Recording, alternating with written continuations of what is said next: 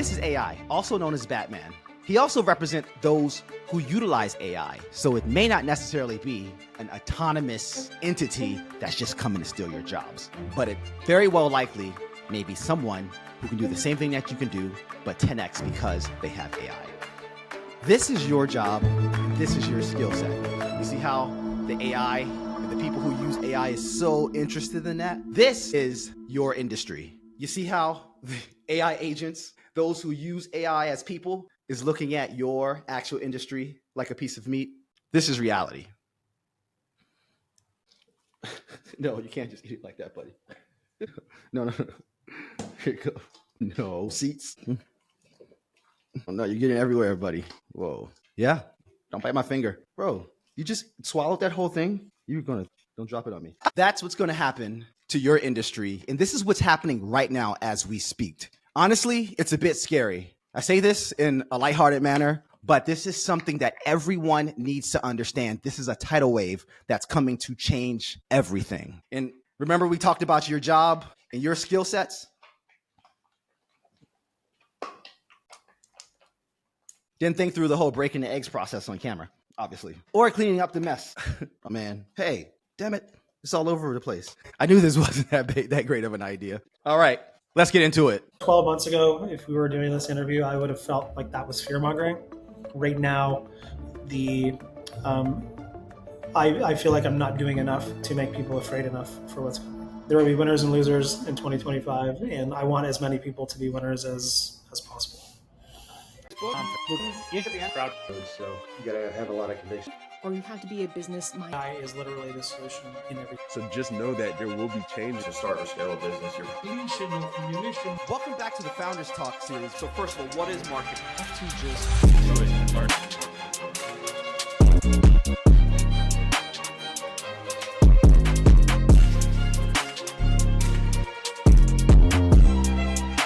Welcome back to the Founders Talk series, brought to you by the 5-Minute Startup, where we dive into real stories from founders building their vision brick by brick, no fluff and no BS. Each episode is packed with actionable insights, strategies, and entrepreneurial grit to help you jumpstart your journey today. I'm your host, Lemuel David Lee Jr., experienced business builder who spent a total of a decade elbow to elbow with founders building their business from day one. In this episode, we're joined by entrepreneur, AI expert, educator, Steve Cunningham, the founder of Simple Academy. Steve has a very impressive background, transitioning from practicing law to being known as the world's first $1 million AI consultant. And as the founder of Simple Academy, he's demystifying artificial intelligence for business, empowering them to achieve unparalleled productivity and efficiency, aka make a lot more with a lot less.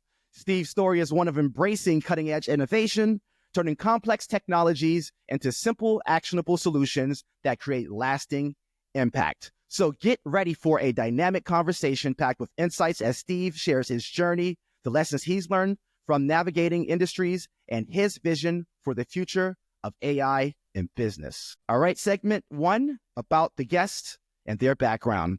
In this segment, we're going to talk about Steve's background, where he comes from, and more. The goal is always to show you that if he can do it, then so can you. So Steve, to start out today, how are you doing? I'm doing well. How are you? I am doing well. A little bit under the weather, but so is all of my staff and everybody who I've been around over the last few days. But outside of that, we are doing well. I think the audience can hear a little bit of a difference in my voice, so that's why I chose to mention that. But outside of that, no complaints here. So diving into everything, I want to start out by asking a little bit about your background and what makes Steve Cunningham the man he is today. Well, I usually start my story with, I was a lawyer for exactly 1 week, which is a true story. We can get into that one if you like. Rewinding the tape all the way back to childhood, I grew up in a town called Hamilton, Ontario, Canada, just outside of Toronto. I've always had an entrepreneurial bent from back in my grade school days. So it's kind of been in my blood. so to speak. Played hockey like a good Canadian kid should growing up. So that got me through my university career, graduated, then didn't know what I wanted to do with my life. So I went to law school, graduated law school. And the law firm that I was working at the time asked me to stick around. So the way it works in Canada, you do like an apprenticeship year. Mm-hmm. And ultimately you do that and then you get hired by the firm. So I got hired by the firm for an entire week. I told them I didn't want to come back, but they said, can you stick around and do this file that you've been working on? So I did. And so I thought, hey, that would be a cool story to tell for the rest of my life. So now I'm officially the guy who was a lawyer for exactly 1 week. I think it's a world record. Nobody has fact checked me on that one yet. So I'll keep saying it until somebody does. Nice.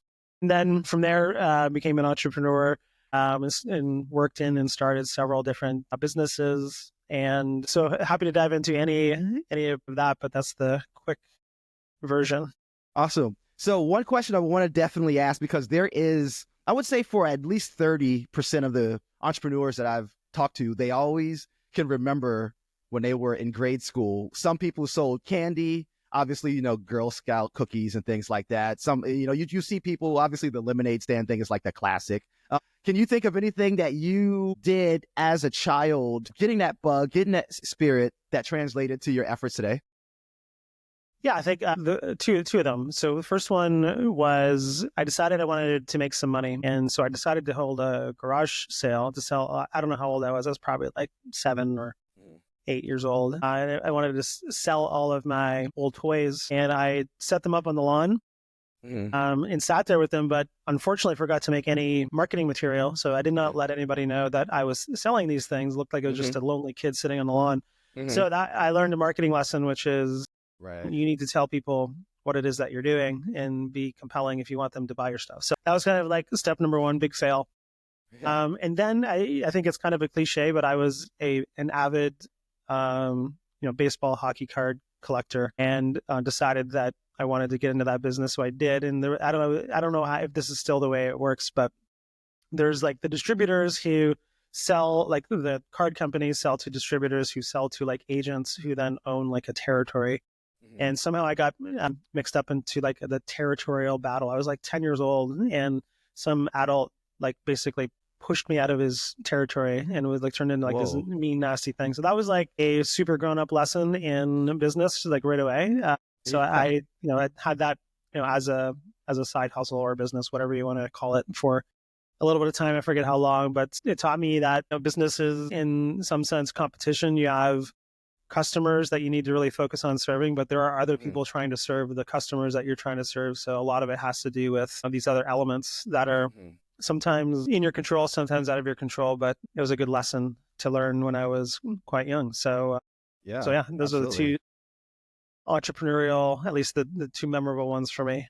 Yeah, for sure. And I actually see a third one that you mentioned as well. So marketing, obviously, it's like the biggest megaphone that you can blast out the message to, the better, right? The higher leverage you have, the better. But also you mentioned like basically having the compelling messaging as well. So copy. At that young age, you understood that the offer has to be correct. And it seems like even if you didn't understand what an offer was and what the elements are of that value, that idea was still there at a very young age. And then lastly, of course, a competition, from a business perspective, I mean, most people don't get that until they're mid-career considering transition. So you can see where these things start at such a young age. Very interesting. And then so as you journeyed from a child going to law school, one thing I wanted to comment is when you went to law school, to me, it sounds like you got clear way faster than most people do. Most people spend, because they become a lawyer or a doctor or engineer or whatever the case may be, they spend years doing that because of the pressure around them, and they listened to everyone around them versus listening to themselves. Did you feel when you transitioned out of law, was there pressure from whether it be family, whether it be society, whether it be the culture of lawyers, right? Every professional culture, they have their own best practices and their own kind of way of doing things. Did you feel like your peers were pressuring you or anything like that when you made that transition, or was it so early it was easy? So I think there certainly was some pressure to continue on. I mean, you spend 3 years going to school, another year in Canada, it's called articling. It's like an apprenticeship. Mm-hmm. So you invest a lot of your life already into this pursuit. And there's a lot of uncertainty. Like being a lawyer is a career path that has a clear trajectory, and you know where you're going to end up, and you're going to do well. But the thing that I noticed when I was making my journey through law school, so one of the things you do in law school is you get a job in the summer, and you get to go essentially, carry the bag of the senior lawyer at the law firm and get them coffee and like, do all the things. But you get to see the day to day of what, like, where are you going to be in 10, 15, 20 years. And what I noticed was that I was in law school with a bunch of people who had the huge zest for life, and they're excited about the law and all of those things. And then when you look at the folks who are in their middle age, I did not see any of that. And I saw a lot of people that were quietly whispering to me, like, if you can get out now, like, do it. So I found that there's an enormous, and this is, I think, a failing of the educational system as it's set up. There's a huge difference between learning about doing something and then the actual day-to-day of doing it.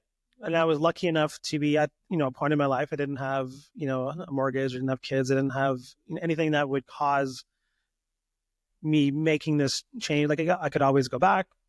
So I didn't have a ton of risk on it. Girlfriend at the time, we became my fiance, and then my wife did not really like the choice I was about to make. And so there were some family members like, you spent all this time doing this. Why are you deciding to leave?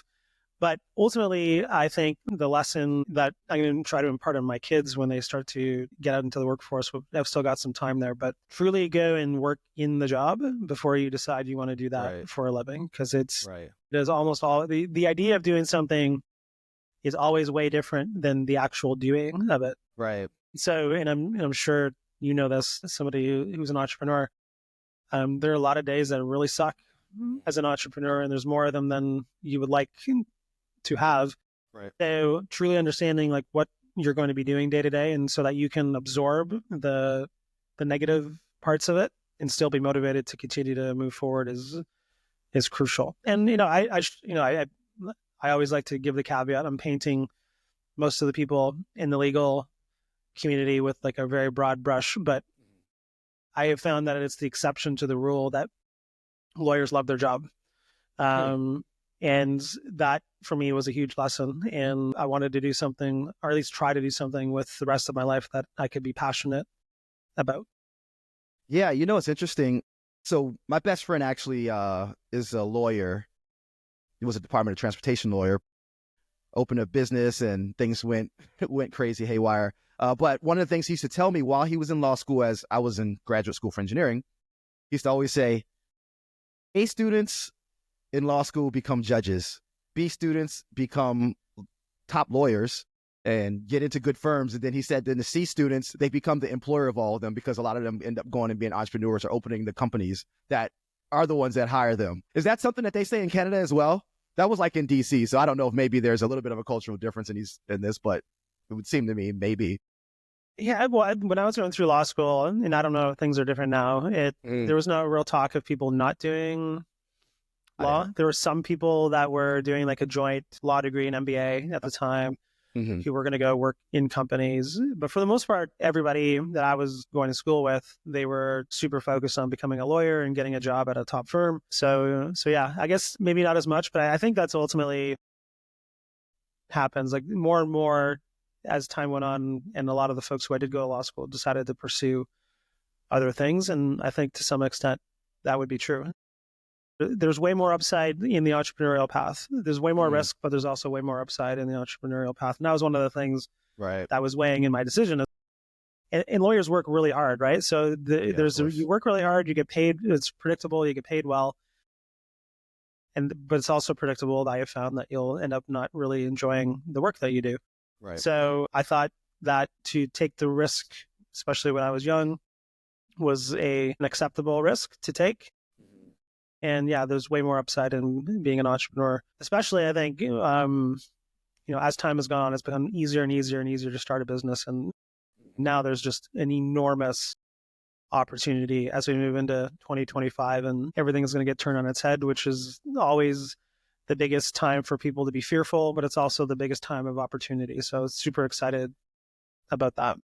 Right. Was it Warren Buffett who said when everyone's fearful, that's when you should be greedy?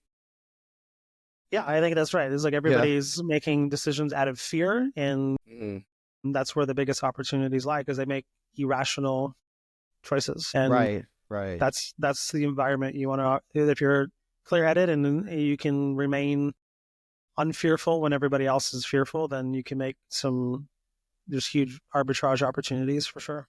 Yeah, absolutely. So immediately after law school, after a week, you got more clear on at least what you don't want to do. I always hear sometimes if you can't choose what you want to do, disqualify the things that you don't want to do because those are easier and clearer for us when we're making these life-changing decisions. So typically speaking, when people take that leap of faith, there is this abyss of uncertainty, stress, fear. And as we mentioned, most people around you won't understand that. At what point did you feel you had the aha moment where you felt like my footing is now actually getting on the other side of that abyss and you're on the cliff now and you're starting to move forward in a way that feels better, feels more stable, feels like you kind of know what you're doing? When would you say that aha moment kind of occurred where you started to feel more stable in your efforts? That's an interesting question because I don't know that if I ever feel stable as an entrepreneur. I think there's just always so much change. And I think that's one of the things that it's why entrepreneurs have such a high ceiling is that there's a lot of risk. And there's always the feeling that I could go out of business tomorrow, like something could happen, which is kind of what happened 2 years ago when AI first launched. And I'm sure we'll get into that story. I've seen it enough times to know that you're never sure what is going to happen in the future. But I'll go back to when I graduated. So I was lucky enough I joined a family business. It was a very small, like mom and pop sign shop. Okay. That was run by my father. He did not want me to join the family business. He wanted me to be I would have been the first professional, quote unquote, in my family. So it was kind of like something that he and my family wanted for me. And that business had its up and downs, just like every other business. And from that business, we started a marketing agency, and then we started an e-learning company.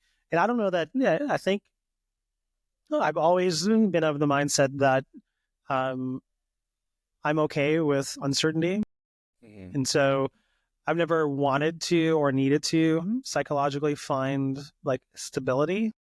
Okay.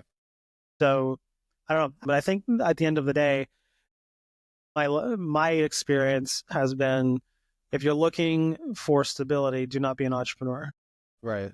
It's like people who work in corporate jobs or work for another company have this, and I talk about this a lot with my wife, who used to do marketing for law firms. She worked for a big firm. It feels stable, right? Right. Because your paycheck comes every 2 weeks, never misses, and you're seemingly just making slow but steady progress through the ranks. But behind the scenes, in almost every single company, it's chaos. And there's decisions being made, and there's this huge sense of uncertainty amongst the people who are running the company. And so, if you're looking for stability, first of all, you'll never actually get it because nothing is stable. But ultimately, being an entrepreneur, you at least get to be in the driver's seat and make decisions and be in control of what you do about it. Whereas if you're working for somebody else, they're making the big decisions for you and there's nothing you can do about it. So, I don't know. Take that for what it's worth. Yeah, no, that's a really good answer because it's really important for us to, in a very honest and transparent way, talk about how we feel as entrepreneurs, as startup people. Because of that degree of uncertainty, I think a lot of people don't know that that's normal to be expected and to be comfortable with that, right? Because I think when you do get that validation that this is how it always is, then at least you know you're on the right track or could be on the right track, right? So I really appreciate how you articulated that. And that was a perfect answer. One of the things I noticed that you went to e-education. Did you initially at that time go into e-education for AI, or what was the focus at that point in time? Yeah, so the story was, as I was creating a marketing agency out of this signage company, because I didn't see myself doing signage for the rest of my life either. I would go around, this was around the time when social media was starting to become a thing, and I would go talk to a company about social media and how it might be something that would be helpful for the business. And I would show up, and so this is going to tie together a lot of the threads. So I would show up and I'd be speaking with, a VP of marketing or a business owner, and they would have these books on their shelf. And invariably, you're going back to law school. One of the things law school teaches you how to do very well is read a lot of information, summarize it, and then you show up at class the next day. And this happens just day over day. It's hundreds of pages, but the next day the professor will grill you, and you never know when it's your turn. And you have to stand up in front of the class, and basically they try to, show to your classmates how just not intelligent you are. It's like a game that gets played in law school. And of course so anyways, you come prepared every day. Like if today's my day, like I need to be ready. Right. So you get really good at summarizing information and being able to communicate it clearly when you're called on. So that was a skill that I basically was unknowingly practicing for 3 years. So when I joined the family business, and I knew nothing about business, because I like to joke that law school does a very bad job of preparing you to be a lawyer, but it does an even worse job of preparing you to be in business for yourself. So I just went out and I bought all the business books that I could. And I did the exact same thing that I did in law schools. I read them, I took notes, and I made these summaries, essentially, of these books. So I'd go into these meetings, fast forward into when I started the agency. So I'd ask them, tell me about, I'd invariably read most of the books that are on their shelf because I just consumed them all.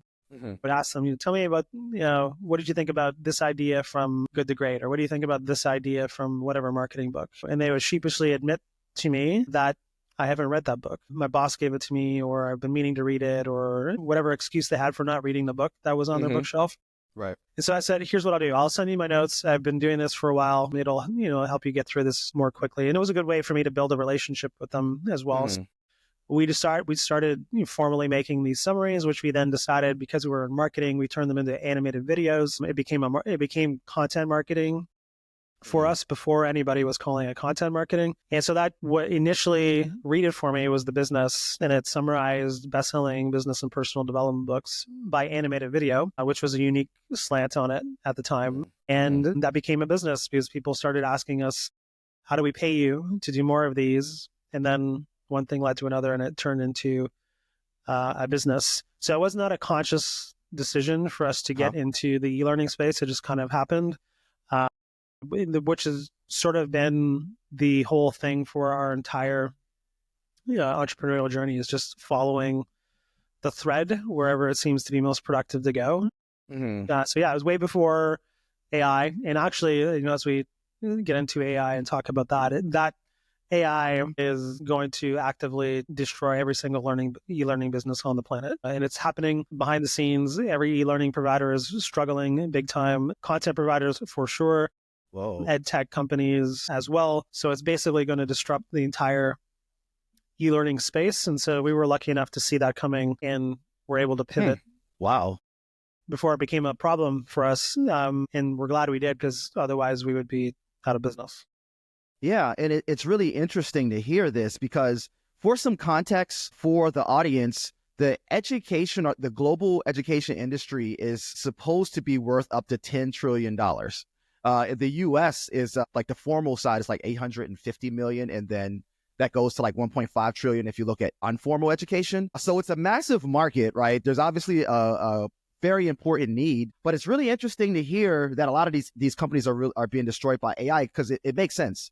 ChatGPT, you can go and search something, and then you can take that thread and go validate that information with the actual real sources, whether it be .gov or whatever the case may be. So that really shortcuts the process of getting information. But my question to you, do you think that because this process is happening, do you think that like market cap will get smaller, or do you think that it's going to actually still grow and more money ultimately will be spent on education, and it'll just take different forms? Well, that's a good question. I think I'll answer it the way that I think you're expecting me to answer it, and then I'll answer it the way that it kind of strikes me as it'll play out. So I think for the most part, companies are going to spend a whole bunch of money on AI education in the next couple of years, which I think would go into that bucket. So that's the first thing is 2025 is going to be a year where almost every organization on the planet will spend money training their people on how to use AI productively. So the story goes ChatGPT was launched in 2022, which is the first consumer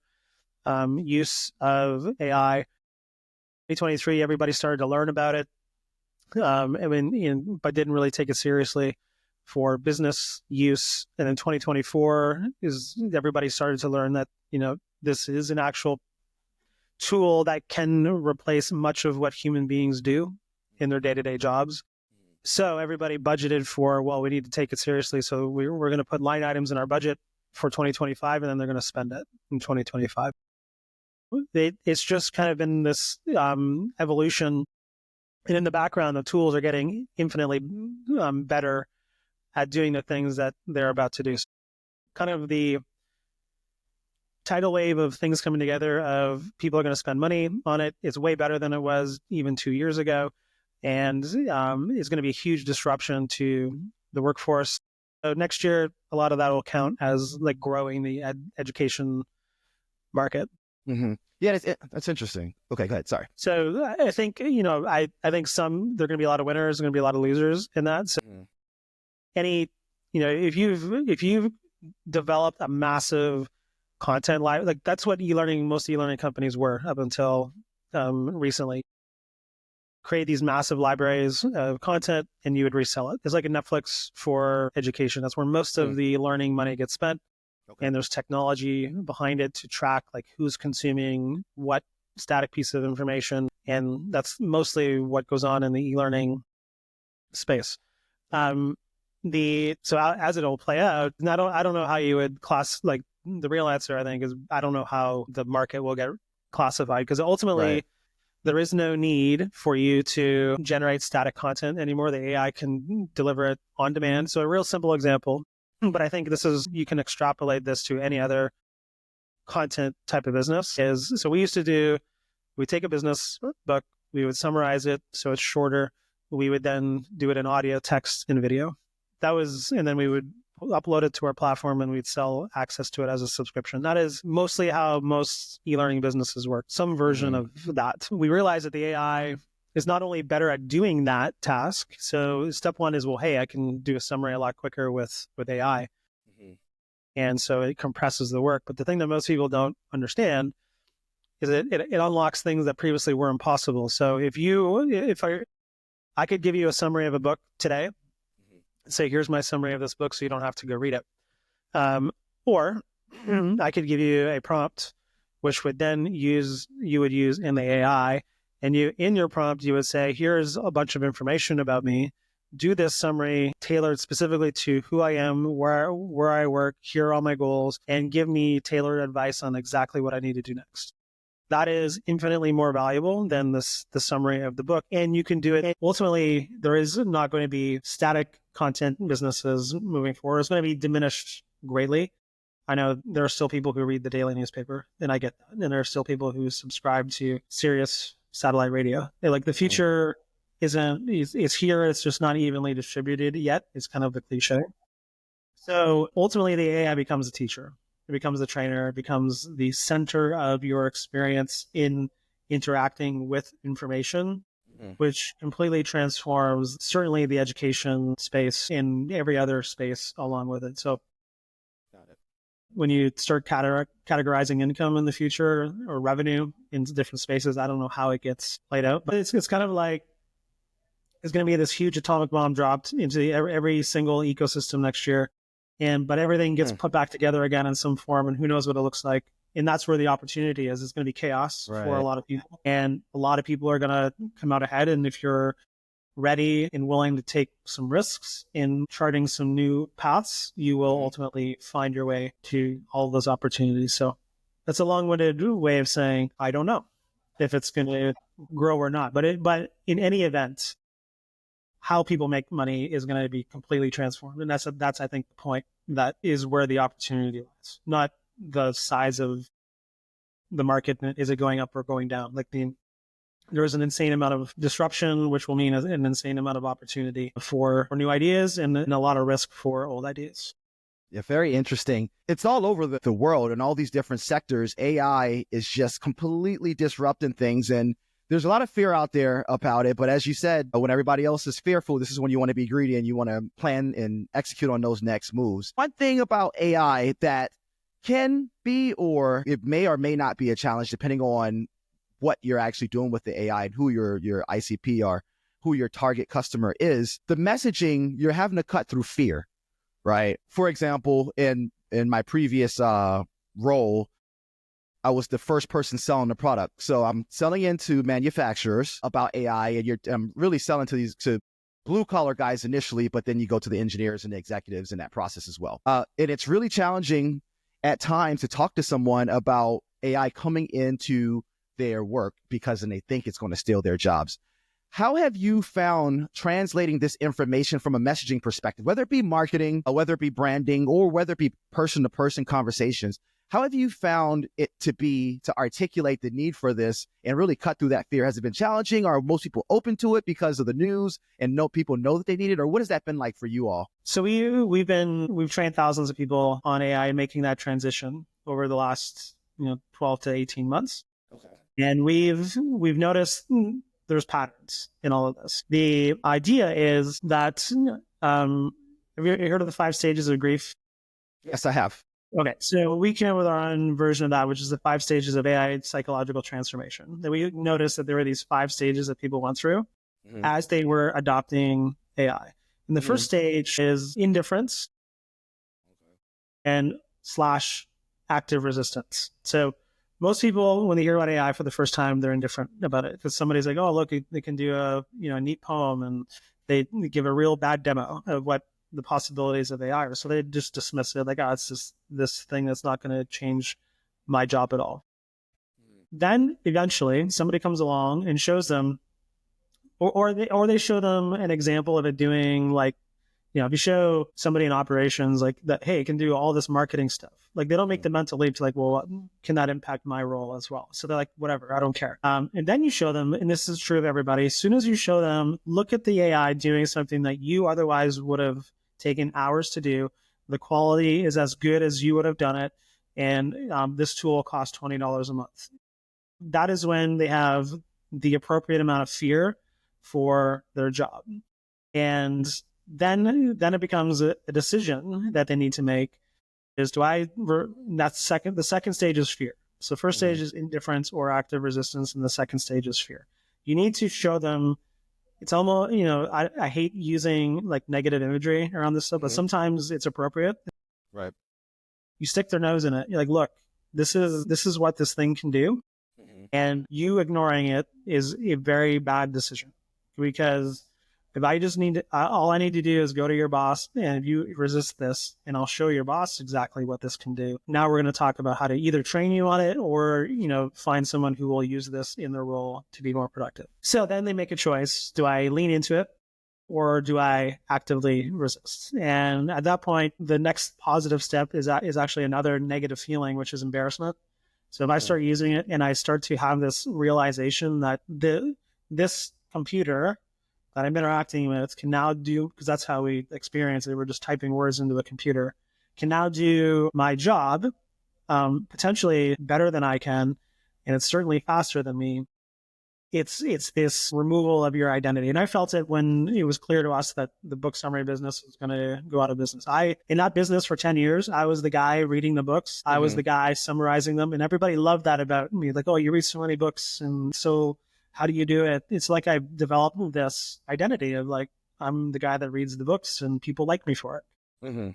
And then in a moment's notice, like, that's gone. Right. Or I could see how that would be gone.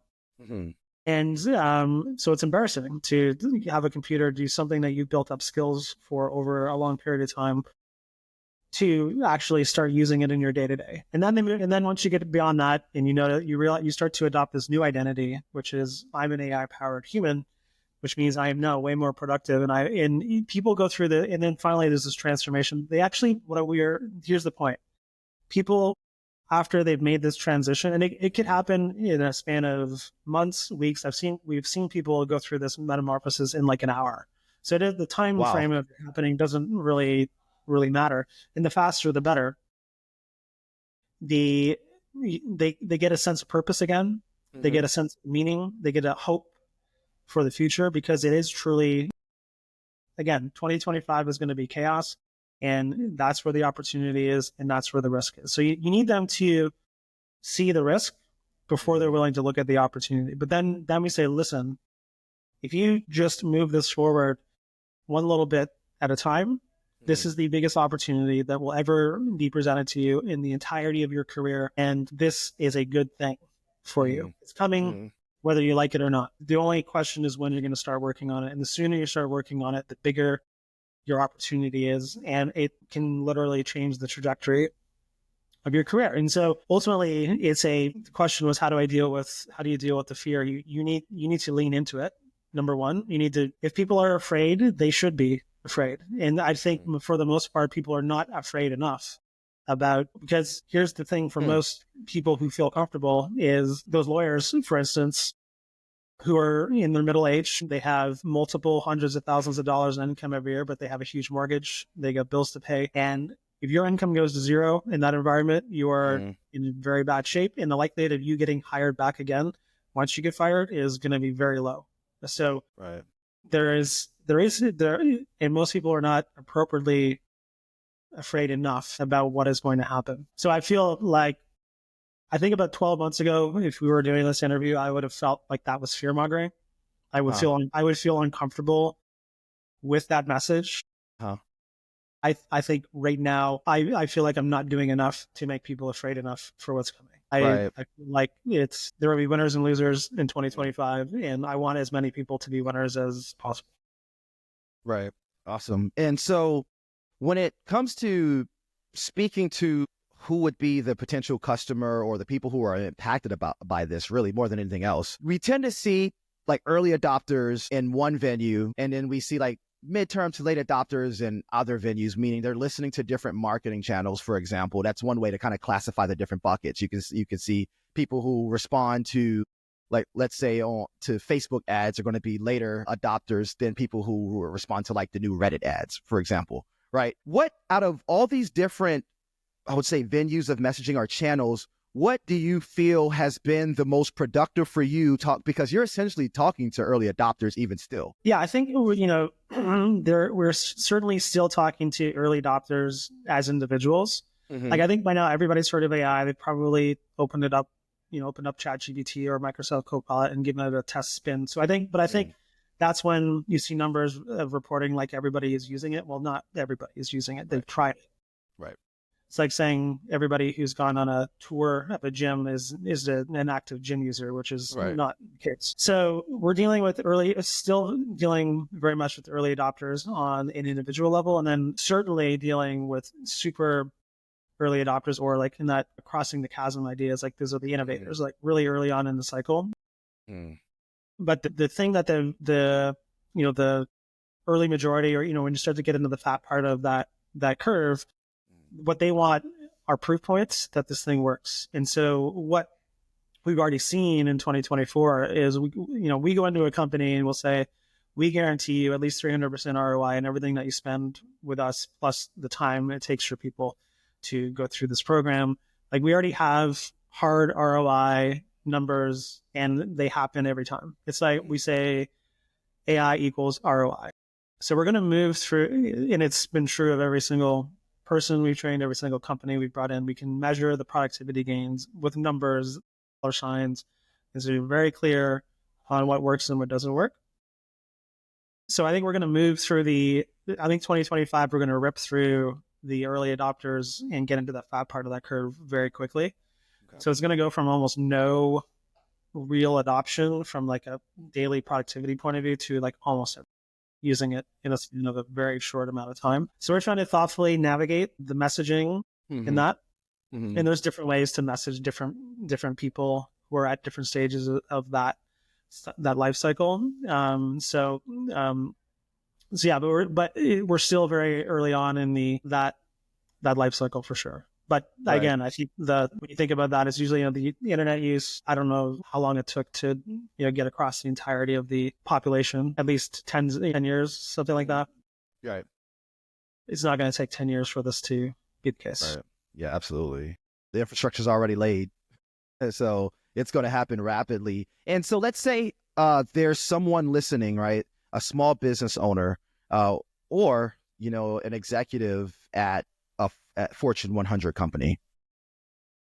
right now at this point in time, they're not necessarily ready to reach out and talk to what would be an AE or a rep or something like that.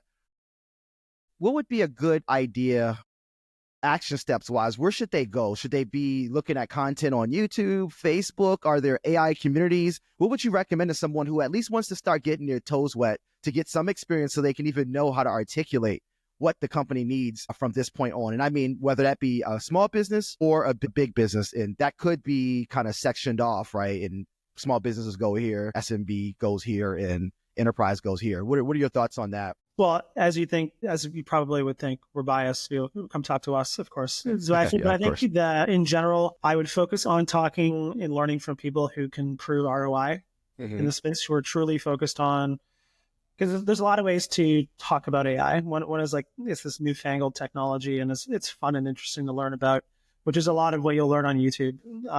You can learn from people who are focused on, like, here's what you've probably seen it all over if you're on Twitter or X, and even on Reddit. It's like every day the world has been transformed. The blah blah blah launched this thing. And it's like, no, like, this is actually a behavior change issue, and it's going to take some time. And things do not get blown up overnight. Okay. But those people are really focused on the tools, and so that's again not where you really want to be. So I would focus on somebody who truly understands the base model tools, what is likely to happen over the next several years, and then how can you start using those things productively in your business. And of course, that's what we're doing. But we're certainly not the only ones talking about it. I think we're one of a handful of folks talking about it in that way. So I think my best advice is to think about this from first principles. That's step number one, which is, this is a tool that can make people, let's just say, throw a number on it, 10 times more productive. And the question then becomes, how can we make that possible?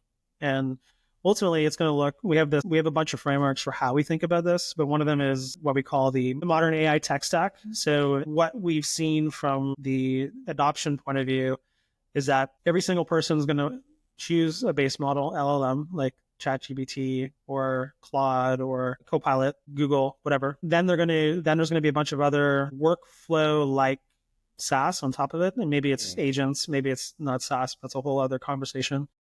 But there's like very niche additional tools that people will use for the things that are not as intuitive or easy to use on a base model LLM.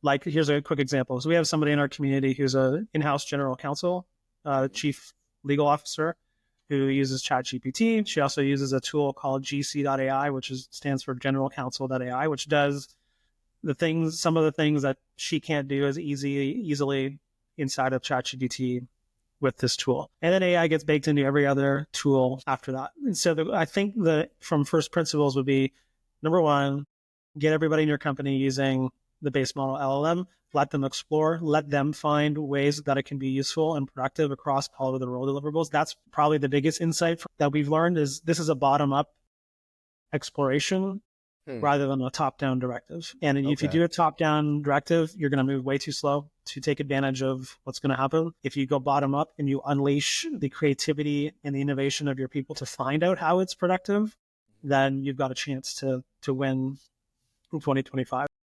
So find somebody who's talking about it like that would be my idea. But also, you can just think about it from first principles and probably find your way as well. And if we want to go back, before I forget, I thought of your previous question, like, what are the channels that are working well for us to be talking about this? I do have some thoughts on how channels are going to change because of AI and how it gets rolled out in marketing, if you want to dive into that a little bit. Yeah. Okay. So right now is a good time to transition into our second segment, the pain and the solution. In this segment, we talk about the pain and the solution. So we're specifically looking at the issues that are happening in the industry at this moment and how we as a people can solve them. Now, I want to tie in all the value that you're bringing to the market into the specific pain and solution conversations. But it sounds like with what you do, there's almost an infinite amount of ways that you can bring value to a company. What I see is, and correct me if I'm wrong, feel free to give me feedback on this, but what it seems as though is, number one, you're able to get more value out of human capital, basically. Now you're starting to get into their more creative ideas where this may have been a spark that they had in the middle of the night that they were excited about. But typically speaking, they wouldn't have had the space to actually get that implemented at work or have time. But with AI, now there's an opportunity for those ideas to become things that are valuable. As we know, all over our companies, typically speaking, there's value that we just are not capturing. Now, so would you say that that is one of the major focus? And what other focuses that do you see pain points that specifically are solved from an ROI perspective for businesses? Yeah, we look at it from two perspectives. The first perspective is that there is not in general a pain yet that you can go attack. You need to instill the fear in people so they feel the pain. So it's like an active, you got to make them feel pain before they'll make a decision right now at a company level. And even at an individual level. So that's that. But the businesses have pains in every area of their business. They know what they want to do, need to do better in order to create better results in their marketing and their sales and their operations and their finance and their HR and so on. And the AI can make every single employee that is at your company 10 times more productive. That's kind of the pitch coming in. And we can show them how to do two things. One is to how to be more efficient in what they already do. So every knowledge, and I'll draw a box around it to say this is for knowledge workers.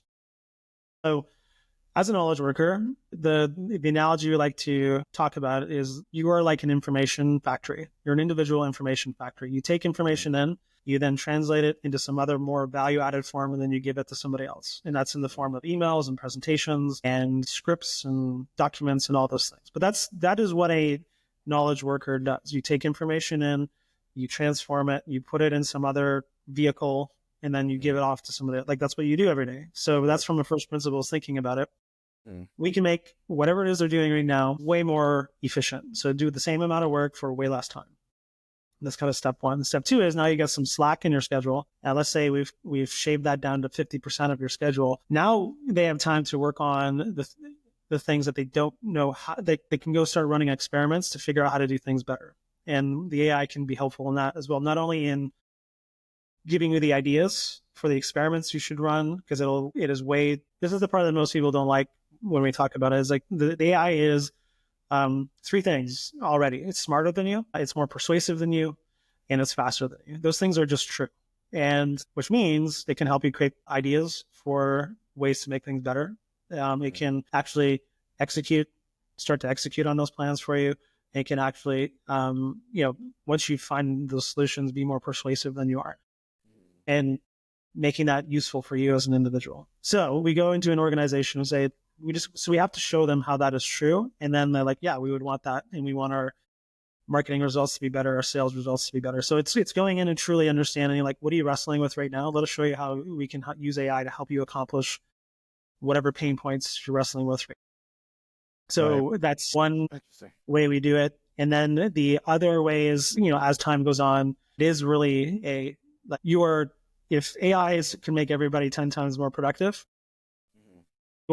you are overpaying by a factor of 10 for your human capital right now. And why would you do that? So if we can make them more productive so you can get more output out of every dollar you spend on your payroll, which is really what this is about, then you should do that. And that's where it gets into the individual fear, which I would suggest is appropriate to be fearful, because it is true that if you deploy AI in an organization, people become more productive, and then you need less. If what you need output on doesn't change, you need the same output. Let's say you got a team of 40 data scientists. This is a real live example. Somebody in the data science team figures out how to do the job of those 40 people, but we only need 2 people. No, the rest of those people get laid off. And because we don't need more data science done, we just need it done more efficiently. So that's true story. Hottest career on the planet up until recently. And now all of a sudden, organizations are going to see that and say, well, I guess we don't need 40 data scientists anymore. We just need 2 plus AI. Which then you can see how this, from second and third order consequences, every other data science department sees that story and wonders, well, how do we have too many data scientists on our team? And they start exploring. Right. And then somebody else goes, if it works in data science, probably works in marketing. So let's go have a look at that. And so this snowball effect is going to happen in 2025. So I feel like we're trying to create the pain ahead of time so that people are proactive. dealing with what comes rather than being reactive. But once the reactive part comes, it's going to be very easy. The pain is, we're behind and we need to catch up. And part of that is helping our employees utilize AI. So it'll be an articulated pain at some point in 2025 is what we think. And we're trying to cause the pain ahead of time so they can be the winners in this world we're about to live in. Right. It's as if, well, there's a couple of things here. You seem to have an innate ability to look downrange in life and see the changes, or at least you're considering it a lot more than I think people around you typically would. And so it seems as though you had the foresight to know that you have to take pretty much the entire business space, really. It's not just one sector. It's pretty much everybody, right? It's like you guys are kind of taking them through the problem aware phase to the solution aware phase to the product aware phase, basically, right? And do you feel as though that process is being helped by, I would say, around us we see, like you said, AI. Today, AI it changed the world today, and the reality is this is just a new feature and it has to be applied correctly, right?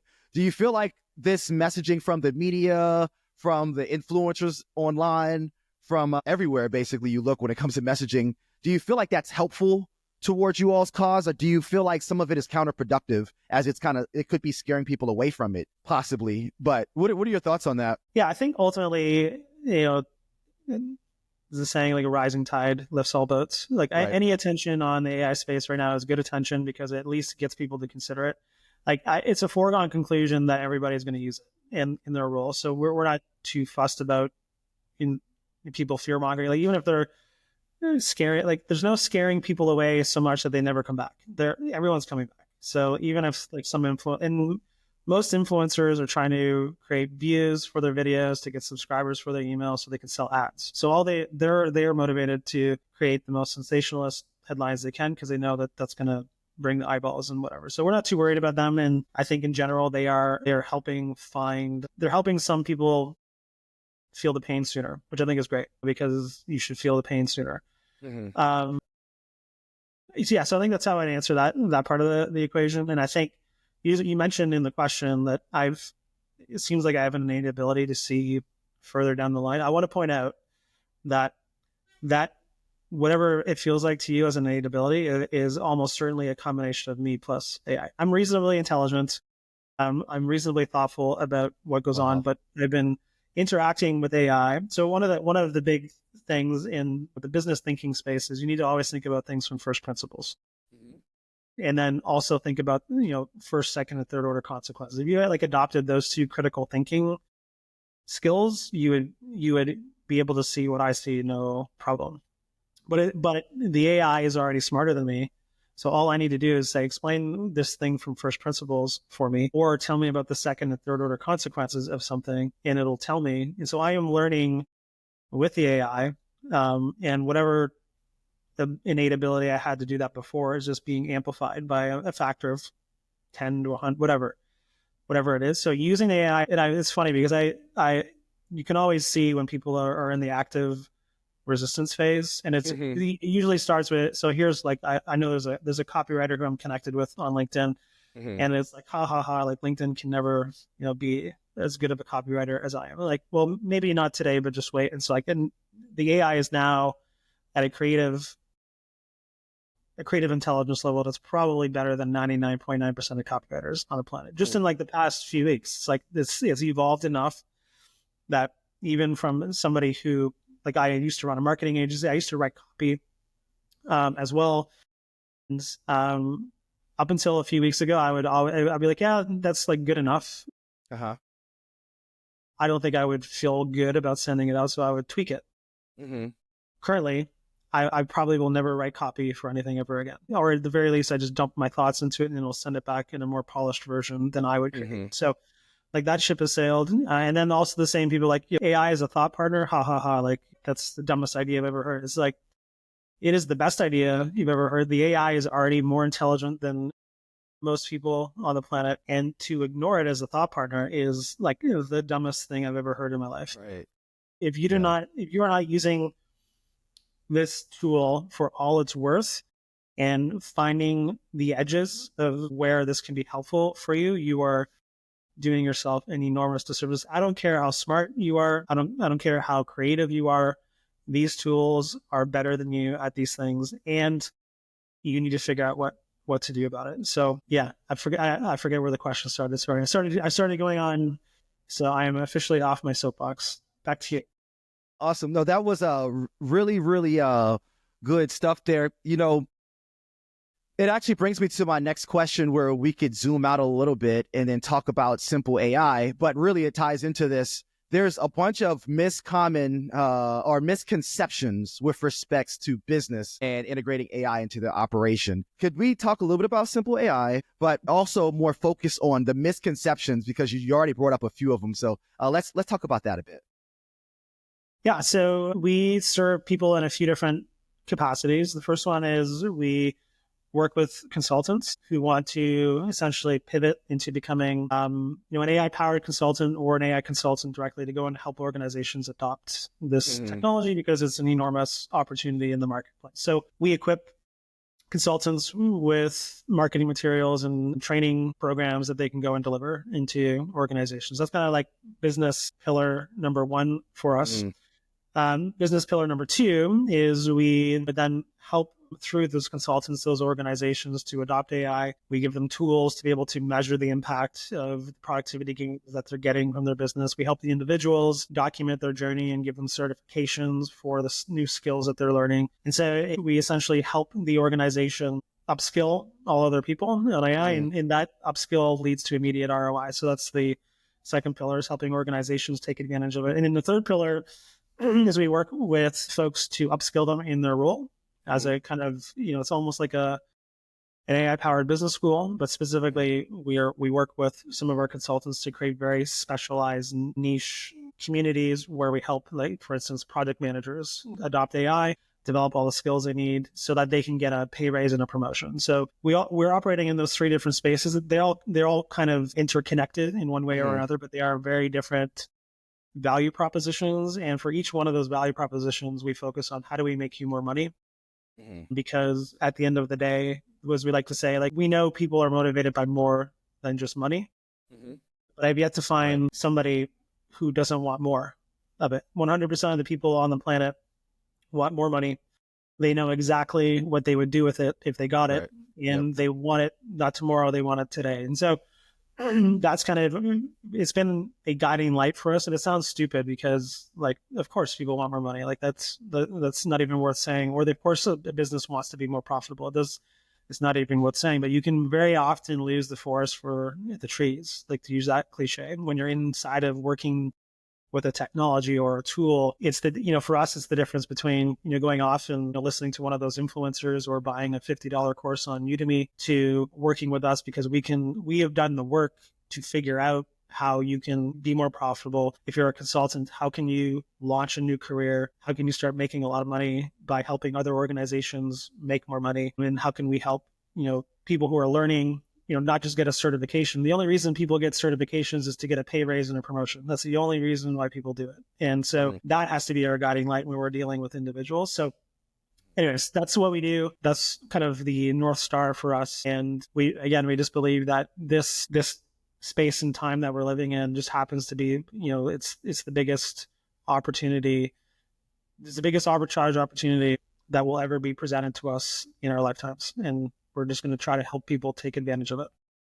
Awesome. And so typically speaking, if I understand correctly, you're working with consultants who then go out to these businesses. Are you all doing both functions as well? Like, you're going out to the businesses and then improving it at the same time, almost like a different department is about training the actual consultants and equipping them to go into their niche? Or what does that look like from these two different perspectives here?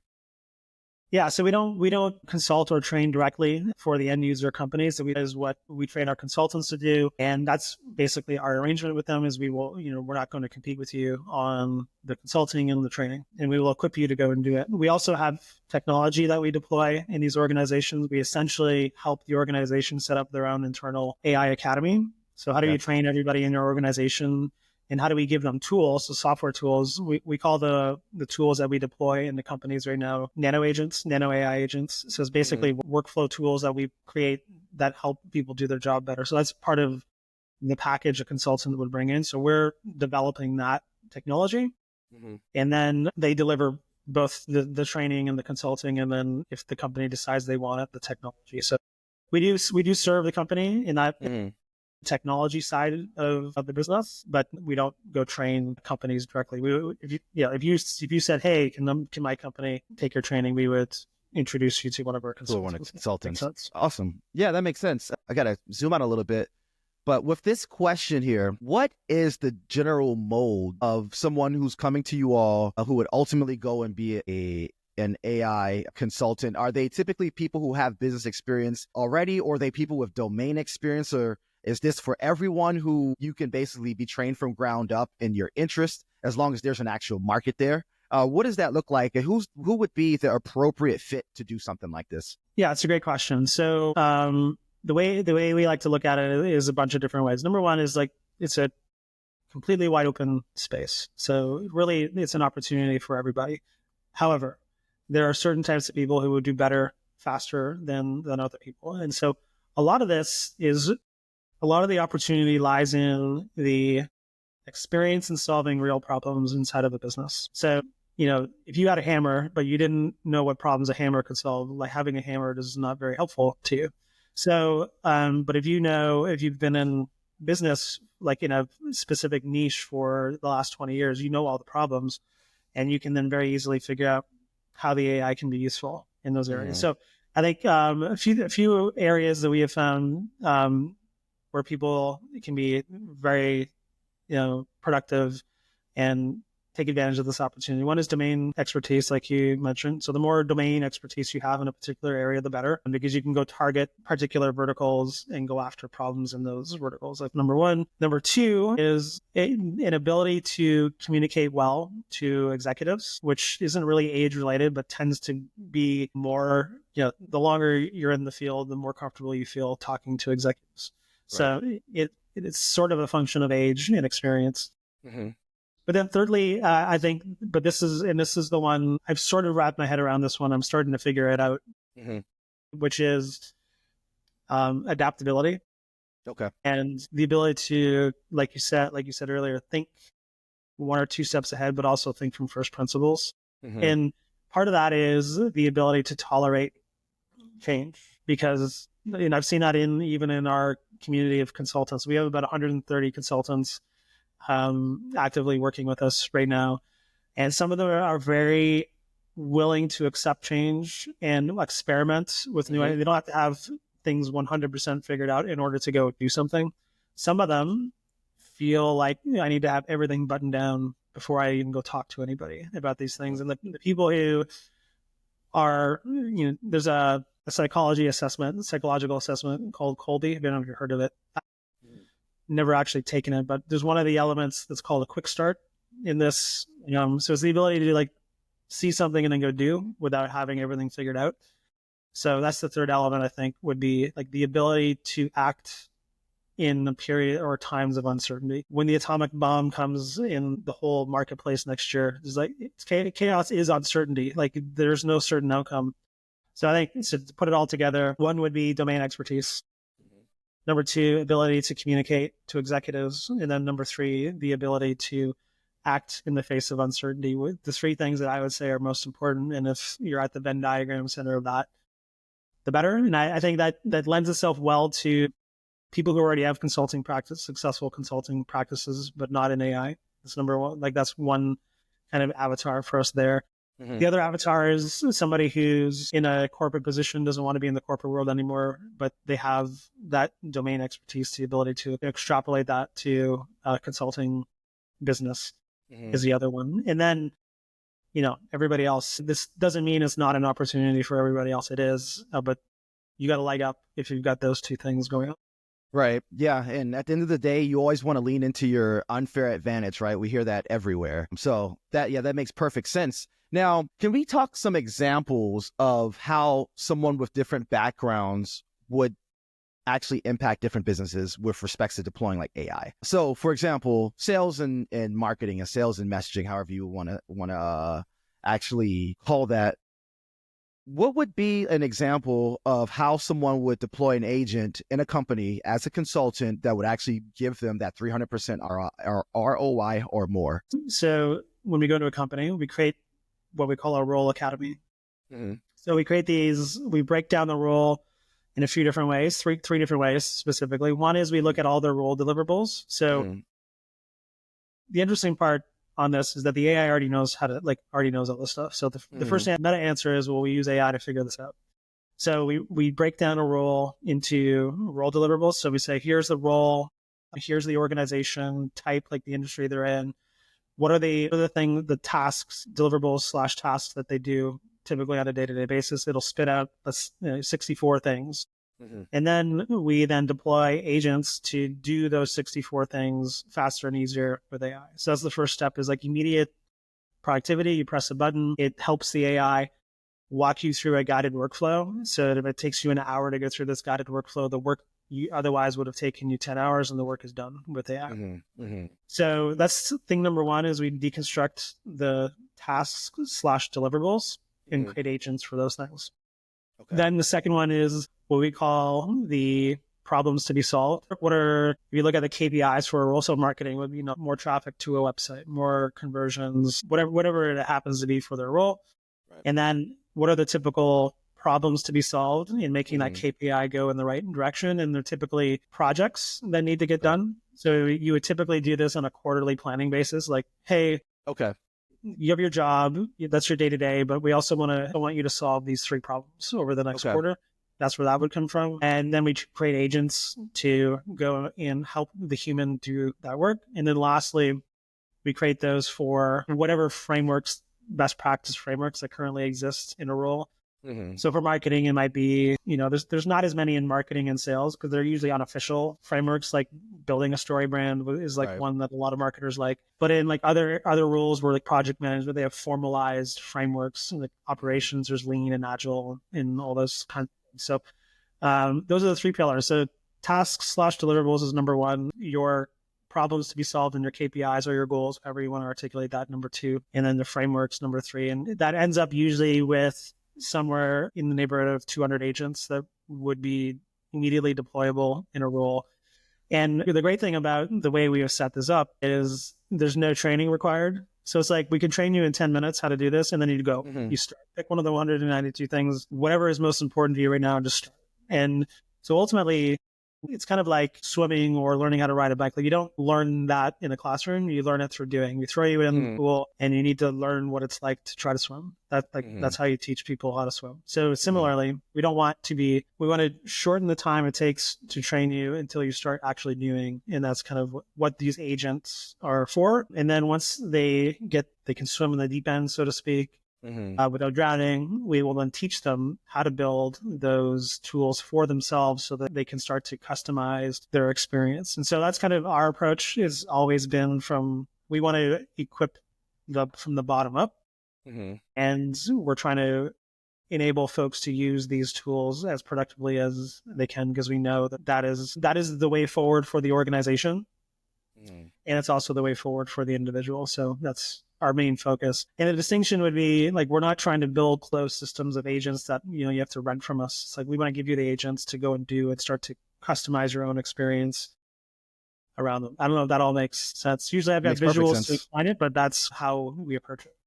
Okay. And no, that makes perfect sense. And the lessons that you're essentially solving, because you're doing this via consultants, it's almost as though it's like crowdsourced, right? Because you have all these people who have expertise in different domains and things like that. But would you say that in order to even get here and understand that there's this broad spectrum across all these sectors of things that need to be solved and AI is the answer for that, would you say that ties back into your previous business experience, whether you go all the way back to your first venture as a kid selling toys or one of your businesses in between here? Yeah, I think for me, it's because I started failing at business at such a young age. I realized that you get back up and you try again.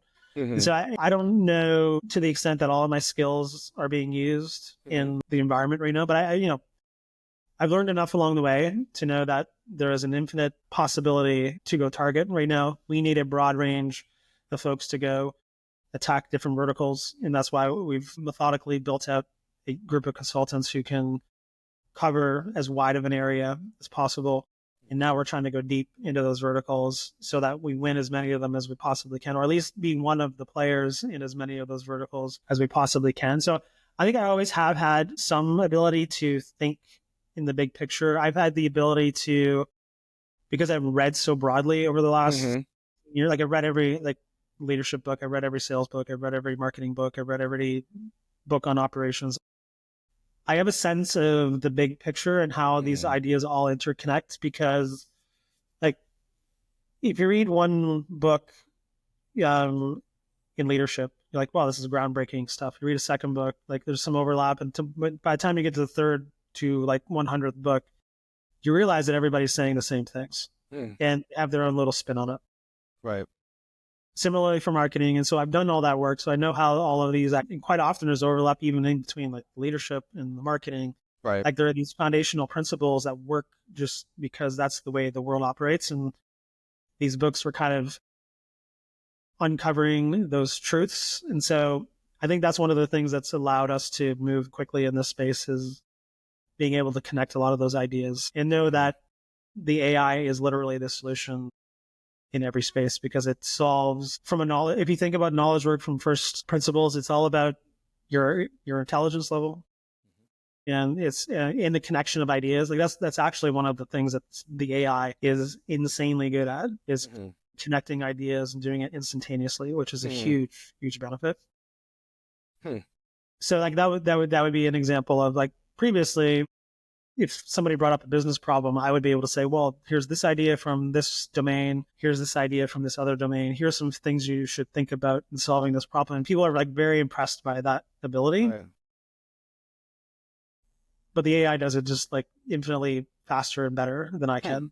So I think those two things together has allowed me to understand that the AI will be used everywhere. It'll be used at every level of the organization. It can help every level of the organization, and it's only a matter of time before everybody adopts it. And thus you can see very clearly like it's going to happen. And so when you're very clear about the outcome from like I know for sure that this is just going to continue to advance.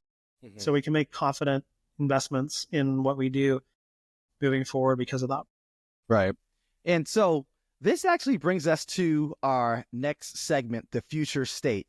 And in this segment, we're going to talk about what the future looks like with respects to technology and the world around us, as it seems so different every day. So now, a lot of these things that you've been talking about effectively cover this, because you're very almost like a futurist, but not like 100 years down the line. You're talking tomorrow or next year rather. So what do you see zooming out as technology advances at a breakneck pace? You did mention that there's a lot of features, but that doesn't necessarily mean that translates to ROI or impact, right? But zooming out, looking at AI, VR, crypto, Web3, whatever the case may be, where do you see things going, and what are the things that get your attention the most? So I will first say that I know nothing about any of those spaces other than AI. So okay.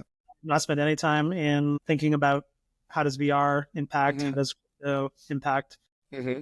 So I'm solely in what are the practical implications of the advancement of AI. So that'll give us a smaller field to plan. But I've been so a couple of things. One is in the AI companies themselves, the large language model providers, there's only going to be a few of them who can effectively compete over a long period of time. Okay. So that's OpenAI right now. Anthropic is another one. Microsoft, Google, maybe Facebook. But there's not going to be like 100 of them, right? Because these companies require so much capital. Doesn't matter. So anyway, but they've been very clear about how this is all going to progress. And so far, and they're just telling you, here's our development roadmap. And so far it's been true. So there's you can trust what they say, this is where we're heading. So the first one, so there's these 5 levels, and OpenAI was the first to articulate kind of like a framework around this. So the first step was chatbots, which is what came out first when ChatGPT came out, and it's currently what most people think AI is. It's a chatbot.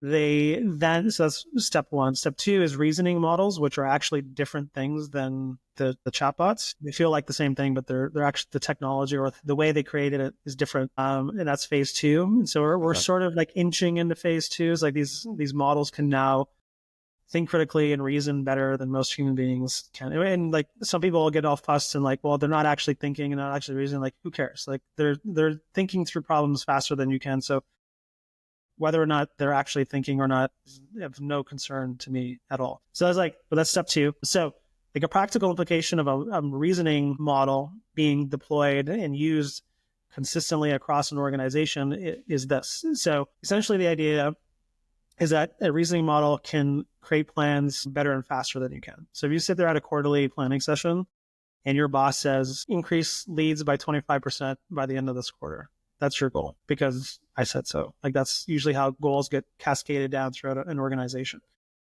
Pre-reasoning model, you would go away. It's unlikely you would do anything about that for a few weeks because you're busy and you're pumped up, but you're busy. So thinking about these things and creating these plans takes a long time. You got to sit down, you got to have several hours of deep work because it's thinking work. And most people just never get around to it until, a month into the quarter.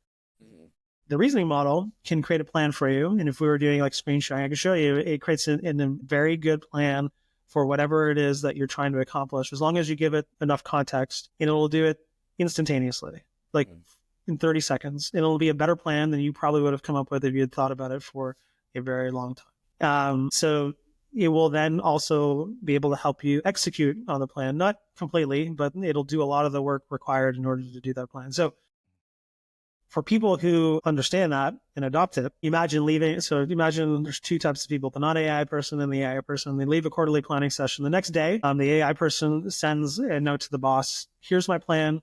Here's a 9-stage plan I'm going to do. Here's all the obstacles I think I'm going to face, deliverables. Here's a timeline. And by the way, I've already done the first 3 steps and here they are. So that's the AI person. And then the non-AI person is like, well, I didn't do anything yet because, we just got back from the retreat. I haven't had time to do it. So from a practical perspective, even if it's just an illusion that it's progress, which is not, like that person has a leg up on everything else that goes on for the next quarter. That person is taking action. That's the person I want to keep on the team. That's the person who gets promoted. And when it comes time to back to the data science example we gave earlier, that's the one out of 20 people that's not going to get fired if everybody gets fired because of AI, because they're being more productive. So in 2025, I suspect that the people who will win will, I don't want to get like nerd out on these first principles, but since we have time, you can cut some of this out if you don't like it. Here's a way to think about it. So it's like they're going faster is just one element to this, but the person in a time of uncertainty who experiments the most wins, because the more experiments you run, the more likely you are to hit it right, and the more you're going to win. My strategy and my execution plans, and now can be real time. I can wake up every single day and have a new plan and a new strategy and a new execution based on what happened yesterday, because it doesn't take any time to make it anymore. So I can be far more agile and far more execution oriented than somebody who does not use AI. So that's a real practical implication of it. And those people will just move faster than the people who won't. And it won't be perceptible by the people who are not using it until it's too late. So if you and I compete and you're using AI and I'm not, eventually you're going to find the answer and you're going to beat me.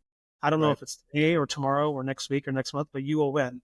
And by the time I figure it out, it's too late. And so that's going to play itself out in 2025. Then but the good news for most people is with chatbots and reasoners still require a human being to be in the loop. And it has to be driven by a human being.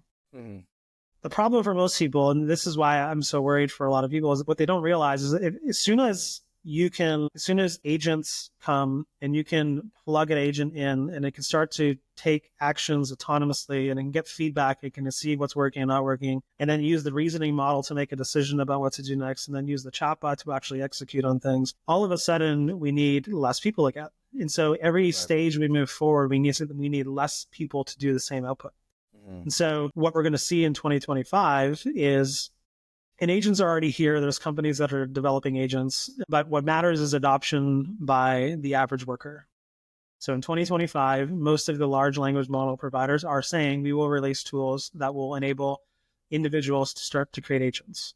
And what that means is, again, the timeline just accelerates. I can start doing the job of behind the scenes. I can start doing the work of my boss, and all of a sudden do it as well or better than my boss. And all of a sudden, I'm going to get my boss's job. The next time a promotion comes up, I'm going to get it.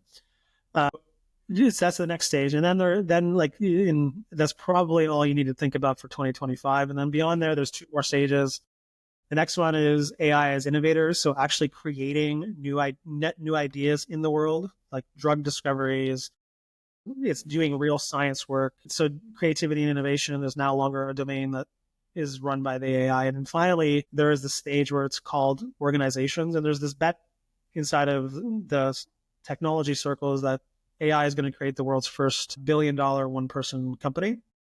And so like an individual who takes this on enough and makes all the right decisions will ultimately be able to create a billion-dollar organization with one person plus a whole bunch of AI. And so that is kind of like where the AI goes. But again, it's the good news, bad news, right? The bad news is the AI is going to win. The good news is there's all this arbitrage opportunity because it'll only matter when everybody adopts it. Like all the changes don't happen until it washes itself throughout the marketplace. And you have the ability now to get ahead of it, to start using it more productively. That will enable you to win. And that's why it's so exciting. Even Sam Altman, the CEO of OpenAI, has suggested that AGI, artificial general intelligence, was kind of like the holy grail inside of AI. Will come and go without the world even really noticing. Like there's already a lot of people saying, because they just last week released a new reasoning model called O3. A lot of people are saying like that's already AGI. Still, most people don't care. So it's like, so what? Again, it's like the hype, like the influencers. The world's changed again, but it won't really matter until everybody adopts it.